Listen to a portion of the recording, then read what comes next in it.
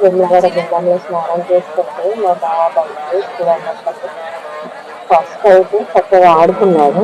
కాకపోతే స్వామి తీసుకెళ్లి స్నానం పోపిస్తుంటే ఎంతో ఏడ్చాడు. నేనైతే గుండెం మొత్తం స్వాములే ఉన్నారు.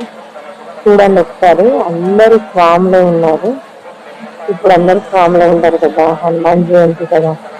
కొండగట్టుకు వెళ్ళే స్వాములు అందరూ వేములవాడకు వచ్చి దర్శనం చేసుకొని మరి కొండగట్టుకు వెళ్తారంట. మేము కూడా వేములవాడ వెళ్ళాము. వేములవాడ నుండి కొండగట్టుకు వెళ్ళాలని చెప్పేసి పొద్దున్నే లేచి దర్శనం కోసమని స్నానాలు అయితే అయిపోయాయి. నాదైతే అయింది. నాది అయిపోయి నేను వీడియో తీస్తూ ఉంటూ స్వామి అయితే బాబుని తీసుకెళ్లి స్నానం చేయిస్తున్నాడు.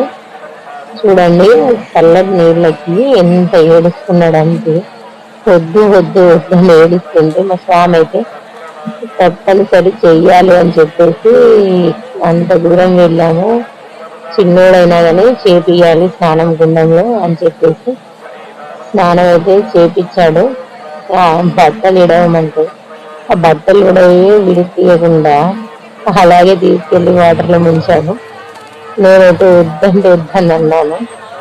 ఏం పర్లేదులే, నీళ్ళు చల్దాము సరిపోతుంది అని అంటే, చిన్నబాబే కదా సరిపోతుంది అని అంటే, వద్దులే ఒకసారి అయినా కానీ తీసుకెళ్లి ముంచేది తీసుకొని వస్తా ఏం కదని చెప్పింది.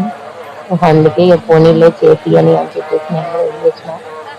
చేపిస్తున్నాడు.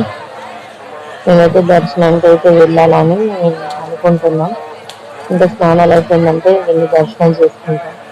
Please my channel, subscribe to my channel.